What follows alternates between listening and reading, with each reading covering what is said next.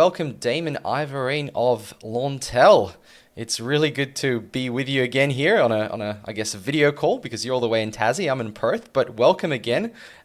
We've had some people wanting to hear more about what's happening with the NBN and I guess how things are progressing.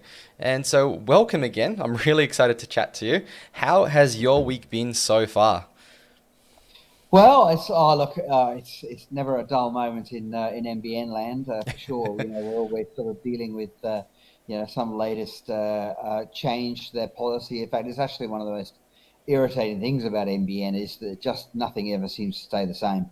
And it's actually I'm not the only one to complain about that one. But yes, that's NBN. Oh, fair enough. Yeah, we've obviously seen a lot of changes coming through recently with the ACCC getting involved. That was a big one, so I want to talk to you about that.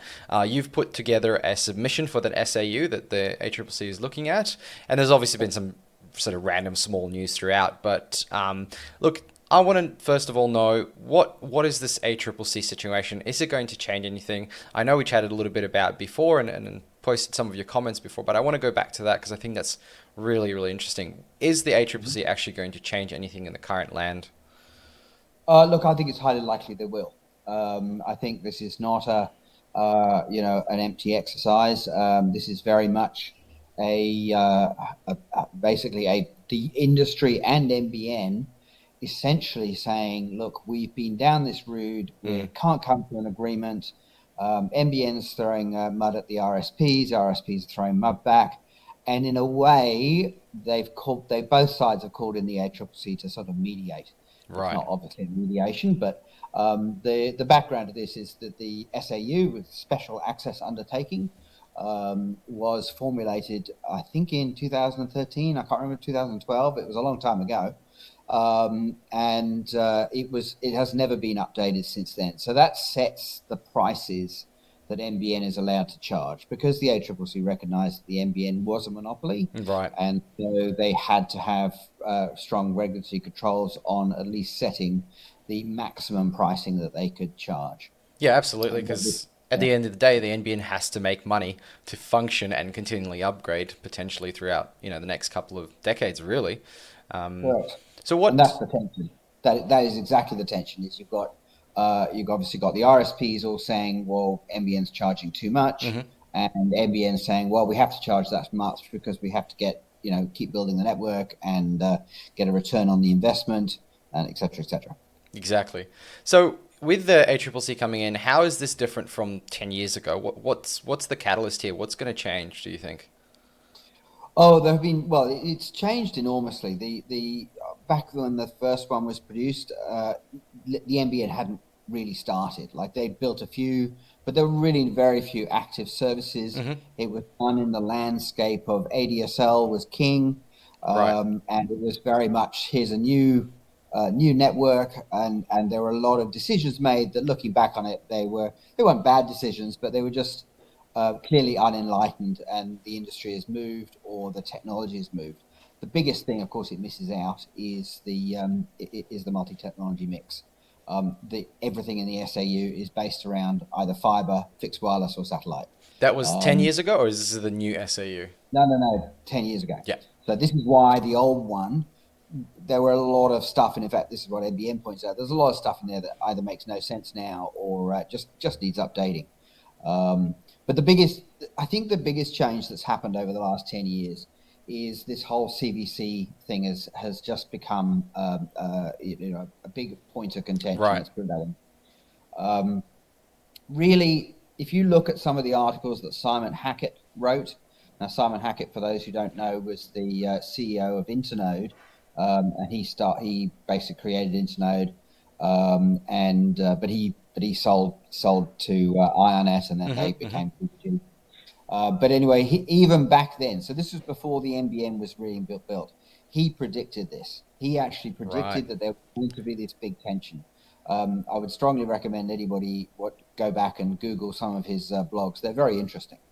But what really was that the hole has always been in there is that NBN was relying on the fact that bandwidth would be going up over time, Right. because it always does, and they were Of right, course. right? And so by having this CVC charge in there, effectively they were building in a slow increase in prices over time, right? Now, if you live in the telco world, you'll be going, what? Prices going up? What? You know, it's just, it unfortunately, because of the history, everybody believes that telco prices just come down forever. Sure.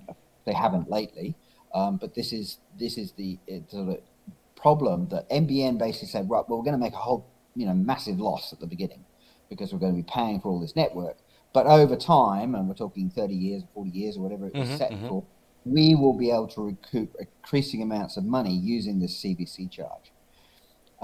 So that, and at the time, everybody was like, okay, people were using very small amount of CVC. It wasn't a big deal. Yeah. But it started to really go wrong in 2017 when one of the things about the old CVC system is you bought the connection, so the AVC, as they call it, and then you bought the CVC, which is the bandwidth on top. So it's the amount of bandwidth you're buying to get off the network, to get onto the network.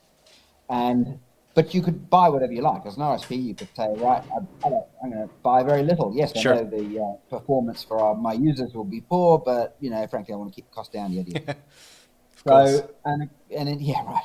And in 2017, that's exactly what happened. And I don't know whether you remember back then, but there was massive congestion on providers' networks. And the thing that really bit NBN hard is, of course, this was at the time when fiber to the node was being rolled out in a big way. I mean, obviously it did after that, but it was probably the first year that there was a lot of fiber to the node being rolled out. And do you think access to fiber and the fact that Netflix in 2015 started in Australia and 4K streaming and that YouTube, do you think that plus the fiber also being rolled out? Yeah. So that also had an effect, is people's bandwidth usage went up. But the key thing about the fiber to the node is that everybody talking about the fact this is inferior technology. Okay. So of course it was the perfect excuse. If you were a large RSP and you were congesting your bandwidth, the staff would just be saying, people call up, hey, my network's really poor, it's slowing down, what's going on? And they would, I remember people telling me day after day, oh, they were just telling me it was fiber to the node. That's what fiber to the node does. Yes, it's not very good technology. Right. So in other words, the RSPs were blaming the technology, when of course it had nothing to do with the technology. It was all about the amount the amount of bandwidth they were buying, the CVC. And at the time, we just started on the network. Aussie Broadband had were very big in the network then, and they were selling very much an uncongested network. Right. They had limited bandwidth. So you remember they had gigabits. I do, yes, remember. I can't remember how many gigabytes you get a month, but they basically said, look, we cannot afford to provide unlimited bandwidth when we've got this we've got this charge of CVC. Do you think the media also pointed it out that, it's this inferior technology, but do you think people also misrepresented the congestion versus actual speed performance? Because I do remember there were issues with fiber to node actually being a bit slower anyway, but it shouldn't have been that bad. Like, that speeds that people were getting shouldn't be causing the issues that they were seeing. Do you think people just didn't quite understand the two? Of course, absolutely, that's the case. Yeah. And in fact, that was exactly the thing, is that people want to use the internet. They don't necessarily need to know how it works. Absolutely. The thing I used to say to people, though, is if you want to know if it's something to do with the CVC, does your speed change during the day? Is it faster at 10 a.m. in the morning versus 8 p.m. at night? In that case, if it is that, regardless of what technology we're on, right, fiber to the node, whatever, that if it was something to do with that, it would always be the same speed. And so the point, you're absolutely right. There was a lot of confusion, but the point was that everybody was blaming NBN. Yeah. NBN was being blamed for the fact that the internet was slowing down at 8 p.m. at night or 6 p.m. at night, and there were complaints to their MPs. I can't remember who was the communications minister back then, but obviously they were being called. Sure. Yeah. They were calling NBN, going, "Fix this. It's really bad. We've just rolled out this. We're rolling out this new fiber to the node, and it's cheaper, and everybody's calling it crap." And they were getting away with it, right? So this is 2017. And when so NBN came up with this idea of bundles. So you would buy an AVC, and then included in it was a certain amount of bandwidth. And what's the Now, AVC for the people who might not remember what that oh, is? sorry, the AVC is sorry, quite right. The AVC is the connection. So Right. think of it as just your line charge, right? So if you think of the electricity, you've got two components. There's part of it is just your line charge being connected, and then you've got the usage on top. Okay, so it's a bit like that. Very Okay, similar. Well, it's a so utility after all, I suppose. correct, exactly. So so they came up with the bundles, and the express reason was that people they wanted to stop RSPs congesting by basically forcing them to buy the CVC. Okay? Right. But the other thing that they put in there, and not many people know, is they also included in it is a requirement that RSPs not congest their networks. Right? Oh, So that's a in other big words, one. Yeah.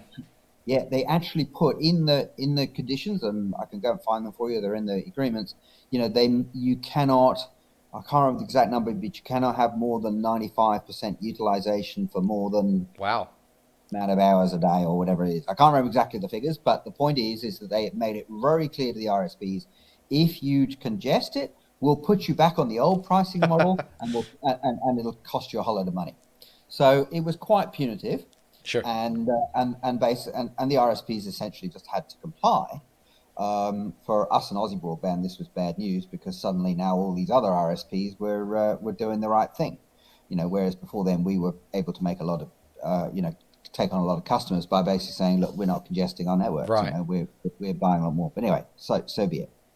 So okay, great. Everything was fine for a year or two because the amount included CVC was enough. But now, of course, it's not. Has And bandwidth so, gone up again every year? yes, Yeah. absolutely. Every year we had lockdowns, we had all the rest of the stuff. Bandwidth, I can't remember the figures, but I think Cisco reckons about 40% growth Yep. per year. That's right. That's I remember 30-40% Yeah, every yeah, year. yeah. So, of course, NBN have been increasing their included, but not quite enough. Sure. So then all that happened is that people, the RSPs suddenly didn't have enough bandwidth, but they've still got this clause: they cannot congest their CVCs. So they were being forced to buy more and more bandwidth, right? And in the meantime, Aussie Broadband decided to give up with limited download limits Right. plans. They Right. went limited, and I have to admit we did the same because that's what everybody was doing. Is that So why we had basically like Telstra and some other RSPs giving free speed upgrades to customers who might not necessarily be paying the amount that they should be paying just to get the higher CVC? you're talking about just recently? Yeah. Yeah, absolutely. Well, that's what happened here about whatever 6 months ago. NBN decided to have this really weird deal where they would reduce the price of some of the higher speed plans, and then when you included the amount of CVC, it ended up being a better deal for the RSP just to actually buy the higher speed plans. Yep. So, Yep. That is such a strange way to do it, but yeah, I guess they did it and it worked. yeah, absolutely.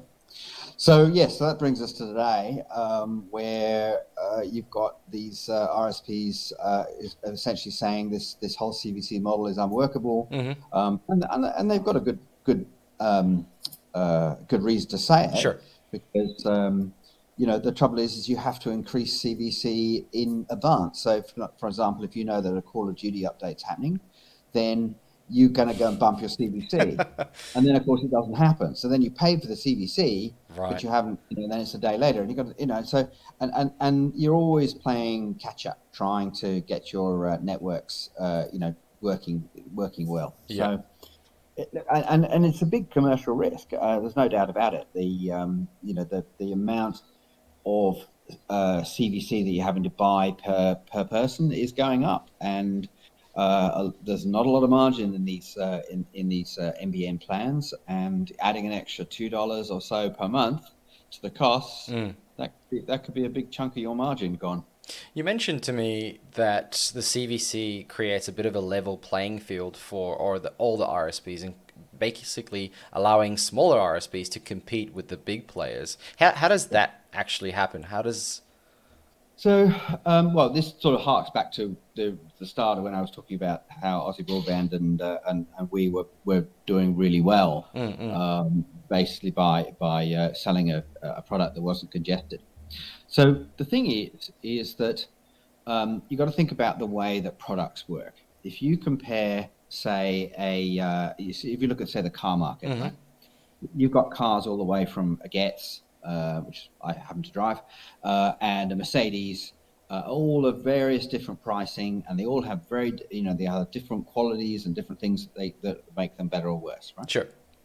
So now they're all safe, okay? So they're all got a minimum standard of actual, safety and things. So that's important. But they get you from A to Z. Yeah, correct, exactly. So why do people buy the higher priced car? Well, because they want those features that the higher priced car has, right? Sure. However, if the government was to say to all the car makers, all right, you have to supply these quality of seats, you have to supply, this amount of automation or whatever, right? And what it would mean is that all the cars would have to be like, well, maybe not a Mercedes, but certainly a good quality car. And if you wanted a low quality car, you couldn't get one. And the high quality cars couldn't actually say, well, we're charging more because we're a Mercedes Benz. And then people say, but hang on, you've got the same quality seats and the same quality thing. Why am I paying an extra 20 grand for your car? And, why am I not going for this Toyota or whatever? You know what I mean? Yeah, no differentiation. So, correct. That's right. It's all about product differentiation. So what the CVC did is it allowed different companies to provide a different quality product.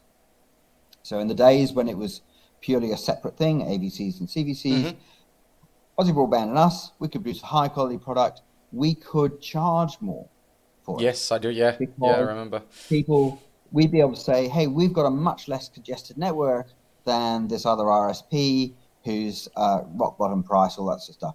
Conversely, the companies that did want to sell a low price quality product, they could actually go out there and say, yep, hey, it's a very basic service. Look, it'll get congested at night, but hey, look how cheap it is. Yeah. Right? And there are some people out there who go, sweet, I really don't care what happens at night. I'm happy to put up with a bit of congestion. I want to watch every penny, right? Sure. So you've got this whole range, right? So if they're talking about getting rid of the CVC, and this is where the world is going, or where the RSPs want things to go. My trouble with it is there are two problems. First of all, you remove that possibility to differentiation around the product itself, right? Now you can still differentiate on the quality of the service, the helplines, all that sort of stuff. Support, yeah. Which is exactly what we would do, right? But you can't differentiate on the quality of the product. And the other thing is that actually you're handing a little bit of an advantage, or in fact, quite a big advantage to the bigger players, because the only bandwidth charge you're left with is the charge to the POI. So NBN obviously drops its connections in areas, POIs, points of interconnect, and then we have to organize fiber backhaul to there, right? Now that costs money. Now, if you're a big RSP, it doesn't, or at least you own it, right? So it probably doesn't have a great deal of cost to you, certainly much lower than it does to the smaller RSPs. And a big RSP can obviously provision a whole load more and all that sort of stuff. Sure. Than a smaller one can. So it's giving an advantage to the bigger players. Having said that, that particular advantage is quite common in telco. Unfortunately, the bigger you get, the cheaper everything gets. Sure. But it also does lead to all the consolidation. But that's what I was talking about. And is that some kind of causes the problem where you might have a customer who wants to sign up, but they're in an area where it's unserviced, and just to get them signed up, it's so expensive, so you need at least a few people to make it worthwhile to get that POI. That's exactly true. Right. And this is why we have connected some POIs up. We connected about 75, I think, POIs up. But we've still got another 40 or 50 to go. And we've selected those based on the number of customers we've got. Now, we've done it through another provider, Vocus, who we buy it in a different way, and we don't have to buy that big block of bandwidth to get to that thing. But yes, that's exactly So it's That's almost a exactly what. business within a business to have a POI and you resell that to smaller RSPs. Well, it could be. That hasn't actually really happened, as in terms of what the way you're talking about. But I think if you're talking about what brokers do, yes, that is Yeah, sort of what they do. That's sure. right. Yeah. And so then coming back to the proposed changes, so the ACCC has jumped in, they're looking at this again. You have, oh, actually, no, the NBN, I guess the team and the whole event has asked feedback from RSPs. And you've submitted a document. I'll just share the screen now. We'll be able to see it. The response, RMID 1064 revised SAU by you, Damien. Could you just walk, I'll scroll through it. I won't go too much detail because I understand obviously it might take a little bit of time. There is quite a few pages on this, but can you give me the gist of what this, what you're suggesting versus what it's actually, what they're Right. thinking? So NBN have put forward three alternatives to this pricing model. The first is essentially the same as what we've already got, but with a slightly reduced CVC charge. So it's Right. $6 per meg rather than 8. Yeah, pretty boring. That's not really going to change anything. The second model is where they're going to have CVC on the lower priced, the lower speed plans. Right. So 50 and below, and then they're going to have no CVC, effectively unlimited bandwidth on 100 and above. Right. Okay. That's interesting. That's the second model. Yep. So they're sort of splitting in half. And then the third one is where they get rid of the CVC altogether. They Right. price it at $0 per meg. And you think that will destroy that differentiation that potentially exists right now between, the ability to Yeah, have the differentiation. yeah, absolutely. And the other thing it'll do, and NBN have made much of this, Hmm. is it would also increase the price at the lower speed tiers. So Right. if you're running a 25 meg or a 12 and 1, God forbid, but a 25.5 or a 50/20, you would see the prices increase. And there are a lot of people Right. who are very concerned that this is going to hit the low income market, Of course. and yeah, Yeah. absolutely. So those are the two problems with the no CVC model. The one in the middle seems to be a bit of a compromise, Okay. as in where you. But the trouble is that it also has its problems because the net result is because of the way CVC works, and you tend to use the CVC on the higher speed plans because you get more of it to cross subsidize on the lower speed plans. Sure. So if you take out the CVC from the higher ones, you're going to end up buying more CVC for the lower ones. So the price is going to go up again. Yeah. So again, you've got the same problem. So those are the three that have NBN have proposed. I don't like any of them, and I Right. proposed the fourth. And the fourth one is where we go back to the original model, the basic. You buy an AVC at a certain price, and then you buy as much CVC as you like. The Right. trick, though, is that the price of the CVC changes the more you buy per service. Oh, Right? okay. Yeah. So if you're at the lower end of the scale, you will be paying. Sorry, if you're not providing a lot of CVC, you will be paying, $10 or so per megabit of CVC. Mm-hmm. Mm-hmm. But you're not buying very much, right? So that's probably okay. If you bought more, your price comes down to $5, $4, and all the way down. I can talk about the actual formula. It's a very simple formula, but essentially it's like a volume discount, but it's not a volume in total. It's a volume per connection. And the reason why that's a good thing is it will encourage RSPs to go down the high quality route. Mm-hmm. Mm-hmm. Um, and it will enable them to differentiate the product. They could say, look, we've decided to buy 10 megs per service, right? Yeah. Which is a lot. Yeah. And yeah, we're $5 or $10 more than the competitors, but this is why. And people would be able to make a choice. Then they could say, right, well, I absolutely don't want congestion. Just don't want it. I don't want to deal with it. I'm prepared to pay an extra $10, $15 for that no congestion or Mm-hmm. very Mm-hmm. low congestion product. And then people will pay more, and then NBN will have less problem maintaining their prices, which Yeah, is the of course. problem we have at the moment. And so then that does sound pretty good because obviously you get differentiation. People Mm. would potentially be able to still afford those lower tiered plans at companies that might go, okay, we offer cheaper but there's a bit more congestion, and it's still giving the option for those who want to pay, $100, $200, $300 up and get those massive high speeds with no congestions. What do you think is do you see a problem with it? Because I'm sure you would have had to do a bit of a comparison and say what's the negative of it. Well, the biggest negative is that CVC is still there, and that's the big all the big RSPs are gunning for. Aussie Broadband has made it clear several times. Optus, Telstra, they've all said many times they want to get rid of the CVC.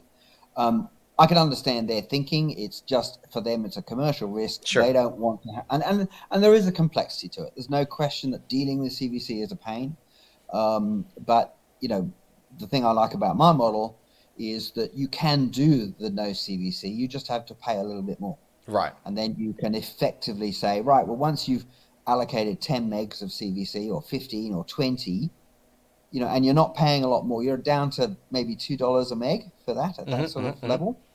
You can forget about CVC then. And then you just go, oh, it's unlimited, and you're paying a little bit more, but it's not a lot more. That does sound pretty good, actually. Do you think how seriously will the NBN take your suggestion, for example? Because do you think has anybody else that you've spoken to come to the same conclusion as yourself?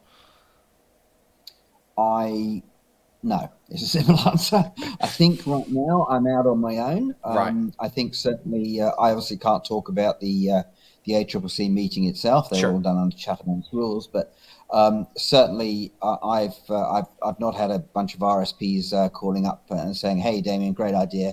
I'll support you." So I think unfortunately I'm probably going to be out on my own on that one.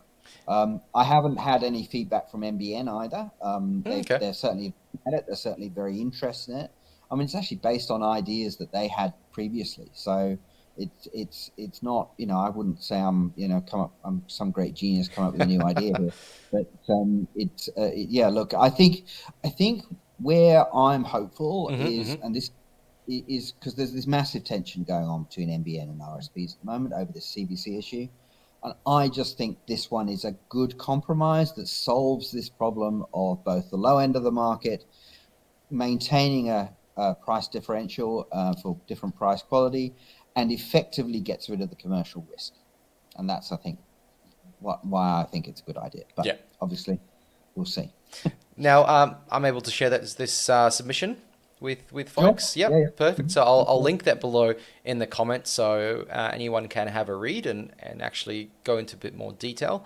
But Damien, thank you very much for sharing your, thoughts and literally a solution for the NBN. I think that's the exciting part. You're not just complaining and saying, hey, we need to get rid of it. You're actually giving a solution, which is, not many people manage to get to that point where they give a solution to a problem everybody else is facing, which is great. So thank you very much for your time. Any last thoughts that you... Yeah, look, just one thing. I would actually be very interested in any feedback. To be honest, I've been a bit slack and I haven't published a lot of this information myself. Yeah. But if anybody out there, has any comments or wants any more explanation on how it works, very happy to talk about it. But very interested to hear what people have to say. So my suggestion is, if you do have some questions, put them down. I will take them all, compile them, and then in a couple of weeks we might do another call, but specifically with questions. All right. Brilliant. Thank you very much, Damien, for your time. Links below to see Launtel's offerings if you'd like to have a look at theirs. And then make sure to like this video and subscribe for more content like this. Thanks for watching. We'll see you all next time.